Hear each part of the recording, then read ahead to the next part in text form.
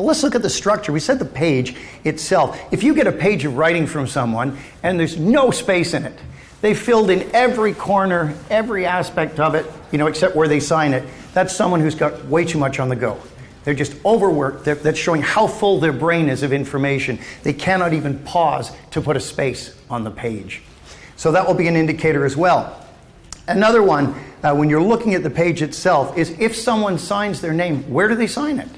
If they sign it off to the left, again, you're looking at someone who is more traditional, more interested in their heritage, their culture, their family, more cautious. If they sign way off to the right-hand side, this is the go-getter. Somebody wants to do something amazing with their life. And if you sign somewhere in the middle, you kind of got the balance. You're drawing from your family and your traditions and your culture, but you're pushing on as well with opportunity to do other things. The margins will tell you a ton about the personality. When you see a line of writing, look at me changing color to keep your right brain involved here.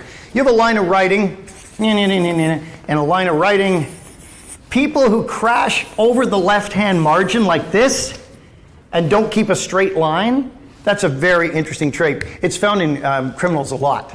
Because the left line is the line of society, the line of what is proper. And people will typically have a nice straight left-hand margin, which means that internally they are maintaining that line of society, the balancing. They're not going to behave in ways that are going to be causing problems for them. When you have this crashed left margin where they make their own rules, the person will make their own rules in their life too. Now, it should be a straight left-hand margin. What do you think of a straight right-hand margin? What if all of these end at exactly the same spot, and you could put a line down like that? Do you think it would be good or bad? Scared to answer? Right. It's a really bad trait, because even though it is ridiculously easy to line up your left-hand margins, it's almost impossible to line up your right-hand margins. And this shows somebody who is under such a tight control. They're like a wound-up spring, and this can break out at times. So the margins will tell you much if you even just take a look at that. Now let's talk about size. If someone's writing huge letters, that's missing one. That's somebody who, the size will show how much you like to be out there in public. So big writing is going to give you the extroverted person who wants to be seen, who wants to be noticed, especially if they decorate their signature a lot, put little spotlights over their letter I's or little stars or hearts or things. That's the person who is in your face and out there. The problem is if they go too far with it. If they start making, small letter, or let's say large letter E's, for instance, that are like this, this decoration sort of stuff that's gone so far that it is now no longer artistic. It's garish looking. It's overly decorated. You can be sure the person will be like that in their life. I had a contract to do a hypnosis show many years ago in Western Ontario. And when I got there, they gave me the contract that this woman had signed, and her writing was like that, her signature, this overly decorated, crazy stuff. I said, I've never met her. Do you know her? He said, oh yeah. I said, is she sort of garish in her appearance? Oh, no kidding. Then his wife jumped in and started, I can't stand what she wears. And she had like multicolored hair and like giant earrings and 15 bracelets and stuff, which is fine. But it showed up in her writing as well. This is the need to be seen, the need to be presented. So, obviously the opposite is also true. The smaller the writing, the more reserved you're going to be. In fact, small writing is going to show introversion if it's very small. Tiny writing. And you'll see that with things like people who are bomb makers. Your son-in-law does it? Yeah. Has he ordered any explosives or massive quantities of fertilizer recently? Yeah. All right. Now, let's clarify. Just because someone has really small writing, it doesn't mean they're a bomb maker.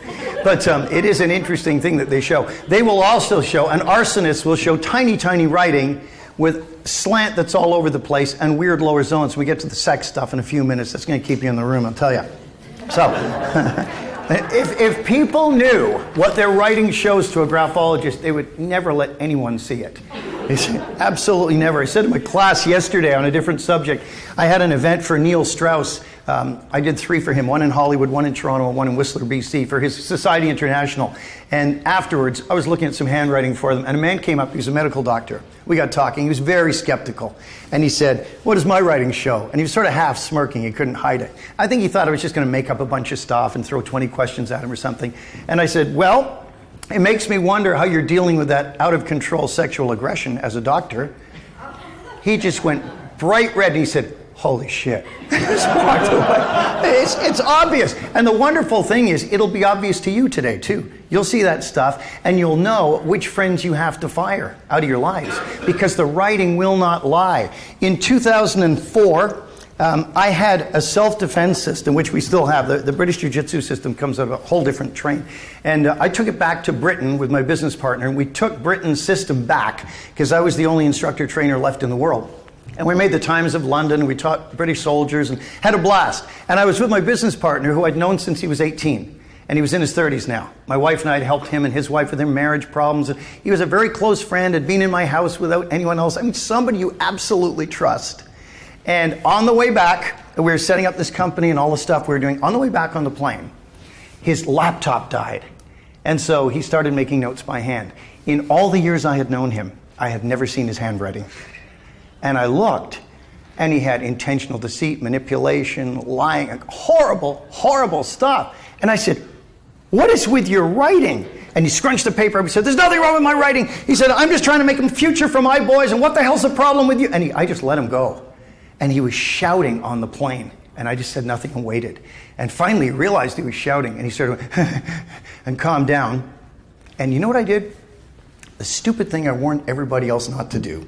I said, believe the writing, not what you know about the person. The writing will give you the real personality. These horrible traits may not be active at the moment, but they're definitely there. And when I saw this stuff, I went, no. I've known this guy since he was an 18-year-old. There's no way on earth there's a problem with him. No way. 3 months later, he sprung the trap. He waited. I found out he was running, and this is a case Chris is well familiar with. He knew the guy. And he was running 3 income streams for a business. I only knew about one of them. And he was building his own company. See, I had the whole self-defense system, the 200 techniques. I was teaching him. He was the entrepreneur. But there would be a point that he was the entrepreneur and the technician now. He didn't need me anymore. And he was moving towards that. And he stole everything. And it cost me about $6,000 or $7,000 to get free of him, disentangled legally. And so one night, I was sitting up in bed. I thought I was having a heart attack, the stress of this. And my wife said, what's the matter? I said, I think I'm having a heart attack. She said, you're not. She says, just stress. I said, I'm sitting here thinking, do I go to Toronto East General because it's close? Or do I go to Sunnybrook Hospital where they got all the smart Jewish cardiologists? She said, you don't have to go to the hospital. You just got to de-stress. So she said, you need to talk to somebody. I was a therapist at the time. And I said, okay, barber needs a haircut is what we say, right? So therapist, got to go to therapist. So I found a good friend of mine, Dr. Peter Collins, is a forensic psychiatrist. And he works out of the Clark Institute of Psychiatry in Toronto. And I went and had lunch with him. And I said, this has happened to me and this and this and this. And I don't know what's happened. He said, let me show you something. Took me to the Clark Institute library, gave me a book called Without Conscience. And said, you have been taken in by a highly functioning psychopath. He said he waited until he had everything he wanted, and then he pulled the trigger. And I began to do some research into people he'd worked with in the past, and it was a consistent story, over and over and over. So psychopathy shows up in handwriting, and we'll show you how to detect that as well. Believe the writing, not the person.